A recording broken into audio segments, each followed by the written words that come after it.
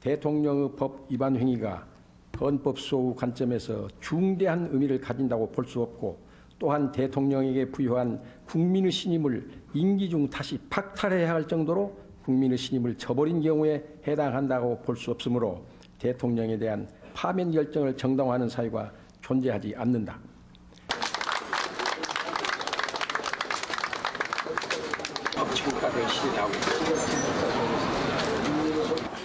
수고하셨습니다. 네, 수고했습니다.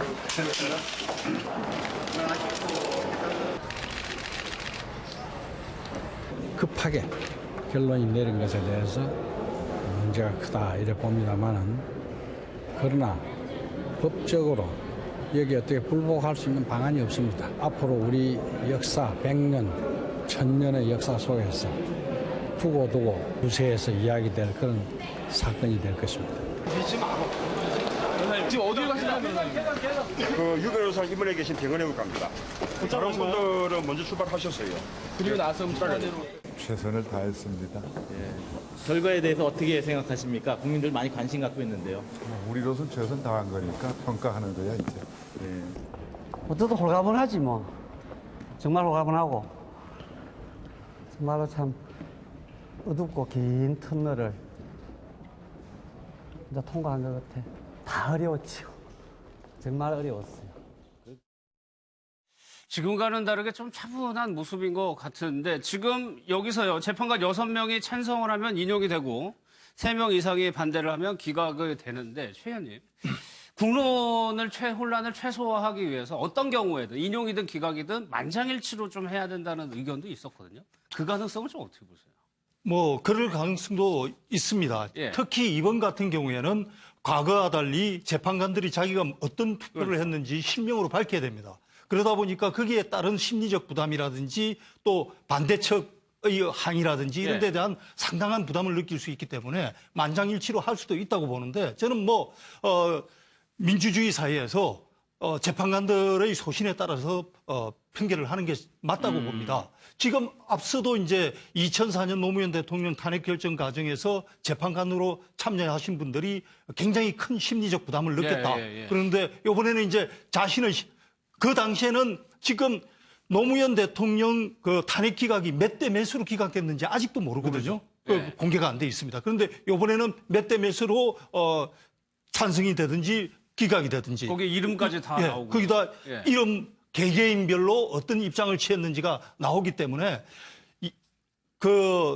본인들이 느끼는 부담은 크겠지만, 저는 기본적으로는 그런 방식들이 괜찮다고 봅니다. 더 좋은 방식이라고 보는 것이, 노무현 대통령 그 탄핵 때 저렇게 국가적으로 중요한 결정을 했는데 우리 국민들의 대표로서 9명이 그 결정에 참여해가지고 어느 분이 어느 결정을 했는지 알 수 없다는 것도 국민들로서는 답답한 일이거든요.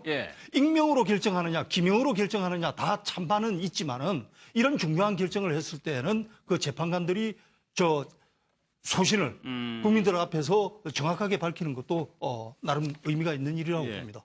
이제는 인용됐을 경우, 기각됐을 경우를 한번 좀 나눠가지고 상정을 해볼게요. 먼저 김은환 의원님. 만약에 경호 문제, 대통령의 경호 문제가 인용과 기각은 그야말로 차이가 많이 나거든요.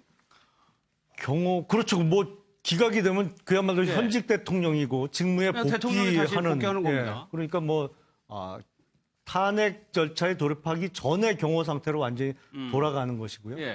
탄핵이 인용이 된다고 하면 전직 대통령인데 사실은 파면된 대통령이거든요. 그렇죠. 그러니까 연금이라든지 아니면 의료, 공무상 출장 등의 혜택은 다 없어지고, 다만 이제 국가 원수로서, 전직 국가 원수로서의 국가기밀이나 이런 것을 많이 알고 계신 분이기 때문에 필요한 최소한의 경호, 경비 지원은 됩니다만 그야말로 천양지차죠. 그러니까 차이가. 경호하고 경비만 지원되고 나머지 전직 대통령에 대한 예우는 다 박탈이 되는 거죠. 기본적으로 이제 비서관 3명을 둘 수 있고 운전기사 1명 둘 수 있지 않습니까? 전직 대통령의 경우에 그걸 안 됩니다. 안 되고 이제 국립묘지에 보통 나중에 사후에 국립묘지에 묻히는 거 이런 것도 안 됩니다. 그러니까 경호, 경비를 제외한 나머지 부분은 혜택을 전부 못 받게 된다. 이렇게 이제 볼 수 있는 것이죠. 형사상 불소추 특권 이런 것이 사라지는 것은 뭐 당연히 그렇게 되는 것이고요. 예. 만약에 기각이 됐을 때는 노무현 대통령을 또 생각해 보면 됩니다. 그때도 기각이 됐기 때문에 그때는 대통령이 오찬하고 만찬하면서 대국민 연설을 했었던가요? 네, 지금 사실은 이제 뭐 헌재에서 결정문 초안을 기각 그리고 인용 두 가지를 다 준비해 놓고 있다라고 이야기를 하고 있는데 아마도 박근혜 대통령 역시 마찬가지로 헌재 결정이 어떤 결정이 나오든지 상관이 없이 대국민 담화는 필수적이기 때문에 아마 청와대에서도 역시 기각과 인용을 대비한 대국민 담화문을 조금 발표를 예상을 하고 있을 것으로 생각이 됩니다. 그래서 이제 뭐 청와대에서 어떻게 뭐 박근혜 대통령이 할지 어쩔지는 모르겠지만 가장 중요한 것은 국민들을 대상으로 해서 메시지를 던지는 것으로 생각이 되기 때문에 아마 통합이든 아니면 어떤 결정이든 뭐 이야기를 대국민 메시지를 준비하고 있을 것으로 생각이 되고요. 그다음에 지금 뭐 시국 자체가 뭐 국가적인 어떤 안보 문제가 굉장히 중요하고 있는 상황이기 때문에 아마도 대국민 메시지를 발표한 이후에는 바로 집무실로 출근을 해서 지금까지 어떤 국가적인 어떤 정책이라든지 주요 정책이라든지 이런 부분과 관련해서 권한대행인 황교안 권한대행을 불러서 보고를 듣는 어떤 그런 절차를 좀 진행할 것으로 생각이 듭니다. 업무를 다시 파악을 해야 되니까 그 절차가 진행이 되겠죠. 그러면 만약에 최종 기각이 된다고 생각을 해보면 대통령의 입장에서는 어떻게 되는 겁니까? 전국 주도권이 다시 생기는 거니까 없어지는 겁니까?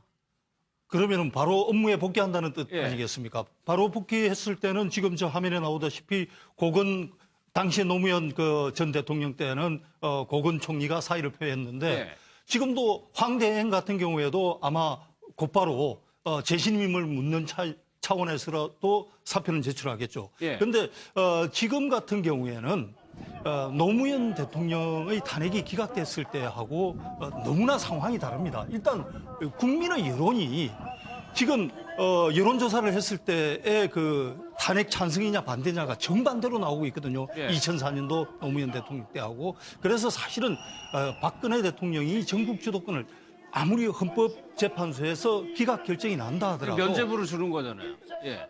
그 대한민국의 주권은 국민에게서 나오는 거 아니겠습니까? 그래서 저는 앞서 아까 재판관들이 자신의 그 기명으로 결정에 참여해야 된다는 게 의미가 있다고 드린 말씀이 자기 재판관들이 자기의 이름을 걸고 그 결정에 참여했을 때 과거에 비해서 자기 소신도 중요하지만은 국민의 뜻을 더 반영할 수밖에 없는 거거든요.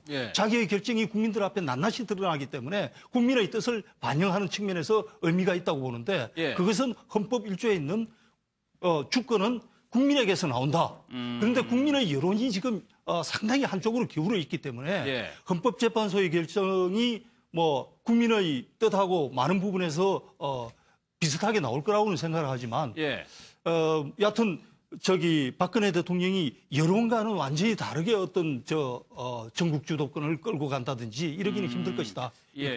잠깐 화면만 제가 좀 설명을 드릴게요. 지금 이 모습이 안국역입니다.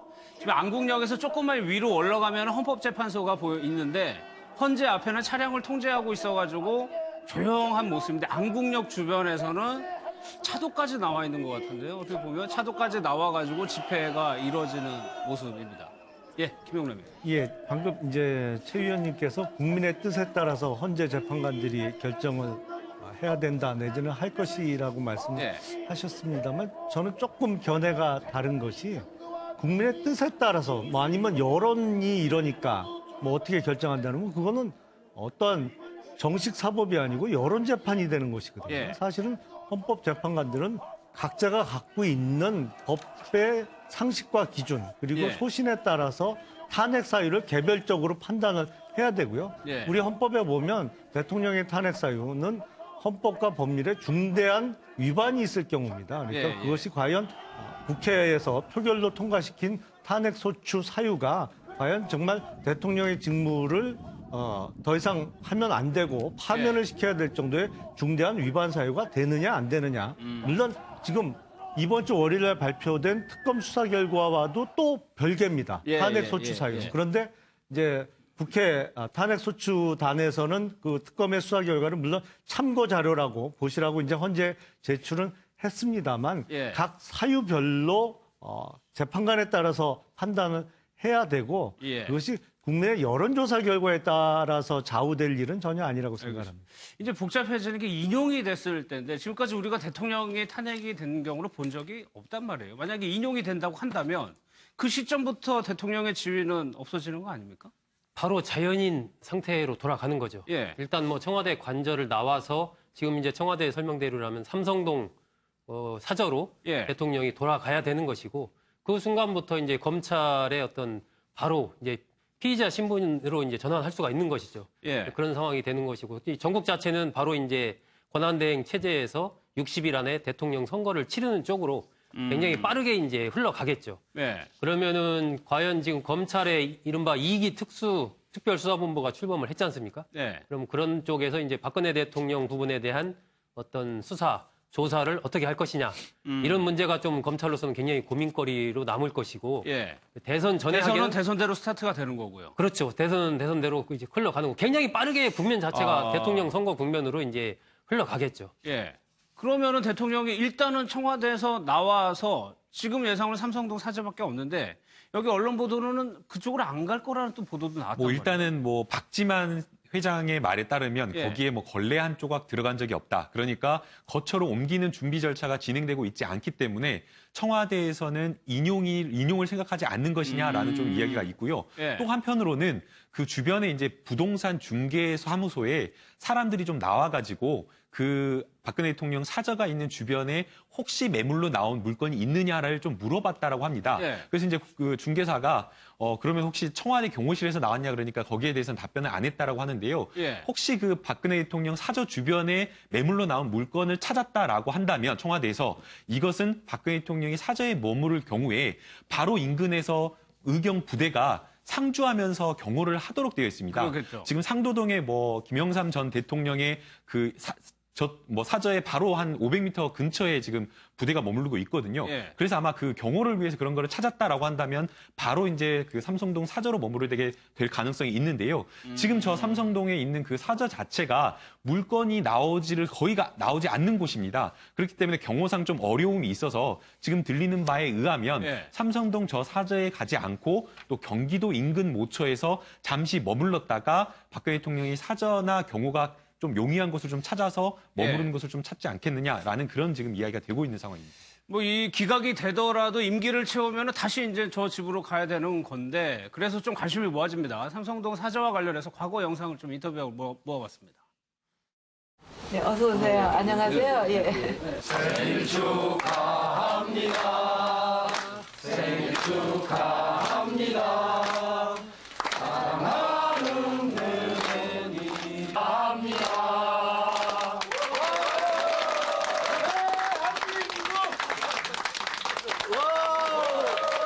예, 다 우리 똑같은 소망 갖고 있으니까 이렇게 많이 응원해 주시고 예, 또 힘을 주신 덕분에 제가 더 큰 책임을 다하기 위해서 이렇게 떠나게 됐습니다. 그래서 그 감사한 고마운 그 여러분의 마음을 제가 마음에 잘 간직하고 좋은 대통령이 되도록 최선을 다하겠습니다. 예, 5년 후에 아주 밝은 얼굴로 다시 뵙게 되기를 고대하면서 그때까지 건강하시고 또 모두 행복하시기를 기원하겠습니다. 훌륭하신 대통령에게 예, 고맙습니다. 5년 후에 멋있게 큰 박수 받고 돌아오세요. 기다릴게요. 네, 최선을 다하겠습니다. 네. 우리 김남국 변호사 얘기대로라면 청와대에서는 지금 인용 가능성을 전혀 생각을 하지 않고 있다는 거면 여기에 대해서 준비를 전혀 안 하고 있다는 그랬을 가능성도 높습니다. 예. 뭐 박근혜 대통령의 어떤 생각인지는 잘 모르겠지만 예. 저희가 박근혜 대통령 1차, 2차, 3차 담화와 그다음에 이제 올해부터 했었던 박근혜 대통령의 두 번의 인터뷰를 보게 되면 조금 태도가 변화했다는 걸 알 수가 있습니다.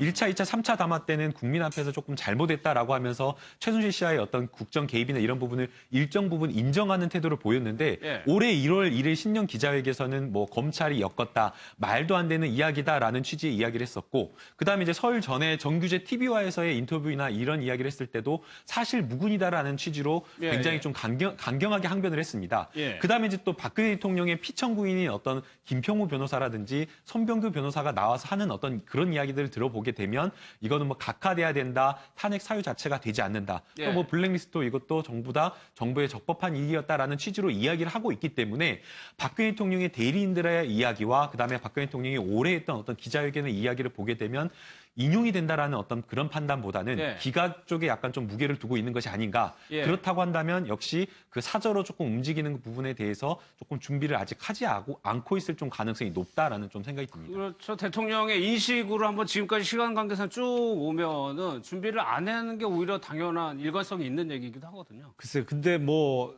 인용이 될지 기각이 될지 근데 이제 보통 대통령이 퇴임 이후에 머물 사저 준비는 청와대 경호실에서 하거든요. 근데 청와대 경호실에 어느 뭐 경호실장이 됐든 어느 직원이 됐든 탄핵 인용을 염두에 두고 지금 뭘 어떻게 하겠습니까? 그렇죠. 사실은 네. 이 시기가 지금 만약에 탄핵이 기각이 된다고 하더라도 대통령의 임기가 몇 달 안 남았거든요. 내년 2월까지니까요. 사실은 정상적으로 임기를 마친다고 해도 지금쯤이면 퇴임 이후에 돌아갈 사저를 준비해야 되는 시기거든요. 역대 대통령 누구나 다 그 전에쯤에는 이제 돌아갈 사저를 준비하거나 아니면 그 주위에 경호상의 문제점을 체크하던 시기이기 때문에 예전에 예에 따라서 관리에 따라서 지금 최근에 어떤 그런 돌아갈 사저에 관한 점검을 한 것이 아닌가 싶습니다. 그럴 가능성이 있겠죠. 시기상으로 보면 이거하고 굳이 관계가 없더라도 어쨌거나 대통령이 다시 돌아갈 곳은 마련할 것 같습니다. 또 인용이 된다면 이제 또 하나 국면이 대선 전국으로 급격하게 바뀌는 건데 최 의원님 이 날짜를 황교안 권한대행이 결정을 하더라고요. 물론 최종적으로 황교안 대행이 결정을 하지만 사실은 선택할 수 있는 날짜가 그렇게 많지 않습니다. 헌법에 헌법재판소 심판이 나온 이후로 60일 내에 대선을 치러야 하고 대선 날짜를 50일 이전에 공고를 해야 되기 때문에 그 날짜들을 충족하는 날짜가 몇 개 안 되거든요. 그래서 황교안 대행이 최종 결정을 한다고는 하지만 사실 선택지가 몇 개 없기 때문에 그래서 이제 9일이라는 숫자가 나오는 거죠. 맞습니다. 그런데 보면은 소 국장님 만약에 황교안 권한대행이 이게 형식상으로는 어떤 결정을 하는데 본인이 대선을 나가겠다라고 얘기를 한다면 글쎄요, 거기에 좀 이를 다른 사람도 있을 것 같은데요. 있죠. 지금 봐서는 글쎄요, 황교안 권한대행이 그런 선택을 할까? 만약에 그런 인용되는 상황이 온다면 황교안 권한대행이 출마하기는 현실적으로도 어렵지 않나 생각이 됩니다. 왜 그러냐면 지금 이제 앞으로 10일 날 인용이 되면 20일 안에는 저 공고를 내야 되거든요. 며칠 날 대통령 선거를 치른다라고 해야 되는 것이고 이게 국가적으로 지금 굉장히 위기 상황 아닙니까, 지금. 그러니까 리더십이 거의 공백 상태인 이런 상황인데 그 대행을 맡고 있는 국무총리가 대통령 선거에 출마하기 위해서 그 대대행 체제를 또 세우는 쪽으로 선택을 한다? 이것은 사실 뭐 황교안 권한대행에 대한 지지 이런 걸 떠나서 그 자체가 고위공직자로서 있을 수가 없는 일이다라는 게 아마 대부분 국민들의 저는 생각일 것이다라고. 그러니까 임박해서 이런 걸 보니까 그런 생각이 더 드는 것 같더라고요. 그렇습니다. 그렇기 때문에 저는 황교안 권한대행의 역사적인 책무는 이 현재의 과도기 체제를 그야말로 충실하게 잘 관리하는 거 이것이 최고의 어떤 책무인 것이고 만약에 이제 기각이 된다면 오히려 조금 여유가 생길 수는 있겠죠. 근데 인용이 되는 상황이라면 황교안 권한대행의 출마는 현실적으로 좀 어렵지 않나 저는 그렇게 생각합니다. 청와대 분위기도 한번 들어봤는데 오전에서는 그냥 조용하고 차분하게 기다린다는 입장인데 글쎄 뭐 언론에 그 이상으로 얘기할 수는 없겠죠. 지금 당장 내일인데. 그렇죠. 사실은 뭐 내일 헌재의 결정이 그 발표되기까지는 뭐 어떠한 멘트나 어떠한 얘기를 할 수가 없는 상황일 것이고 저는 만약 탄핵이 기각돼서 박근혜 대통령이 업무에 복귀하는 상황이 되더라도 뭐 그렇게 되면 인용이 되든 기각이 되든 박근혜 대통령이 대국민 담화를 발표해야겠습니다만 업무에 복귀하는 상황에서도 좀 자기 반성, 어찌 됐건 간에 자기가 주변 관리를 알았든 몰랐든 주변 관리를 철저히 못한 것에 대한 어떤 그 정치적 도의적 책임은 있는 것이거든요. 그리고 이런 말씀은 좀 드리기 뭐합니다만 어떻게 보면 이게 자업자득인 측면이 있어요. 왜냐하면 지금 국회에서 작년 12월 9일 날 탄핵소추안이 압도적인 표차로 통과된 것이 이게 여소야대 국면이었기 때문에 가능했거든요. 근데 그 여소야대 국면은 사실은 박근혜 대통령 내지는 친박 핵심이 스스로 만들어낸 겁니다. 작년 총선을 앞두고 그 공천 과정에서 정말 볼썽사나운 모습을 계속 보여주면서 스스로 어떻게 보면 아주 소수 정당을 만든 꼴이 돼버렸거든요. 예. 이거에 대한 다시 한번 철저한 자기 반성을 좀 드러내는 예. 기회가 꼭 있어야 된다고 생각을 합니다. 그 가능성은 어떻게 보세요? 기각이 됐을 경우에 대통령이 글쎄요 정치적으로 좀 들고 스스로 물러나는 얘기도 좀 여전히 좀 나오고 있는데 그 가능성이 있다고 보세요? 자진 사퇴는 글쎄 탄핵 결정이 나기 전이라면 어느 정도 예. 가능성이 좀 높았겠습니다만, 근데 문제는 업무에 복귀하더라도 이미 박근혜 대통령의 어떤 정치적인 리더십이 너무 많은 상처를 입은 상태거든요. 예. 그래서 이렇게 상처 입은 리더십으로 과연 우리나라의 대통령으로서 임기 끝까지 원활한 직무 수행이 가능할 것이냐. 우선은 지금 김병준 총리 지명자 상태거든요. 그러니까 이게 총리 지명이 돼 있는 상태로 철회된 것도 아니고 어정쩡한 상태입니다. 그래서 만에 하나 탄핵이 기각이 된다면 먼저 지명했던 김병준 총리 지명자의 임명 절차가 진행이 되면서 그때 얘기 나온 대로 자연스럽게 좀 거국 중립내각 형태로 가야 되지 않을까 싶습니다. 예, 알겠습니다.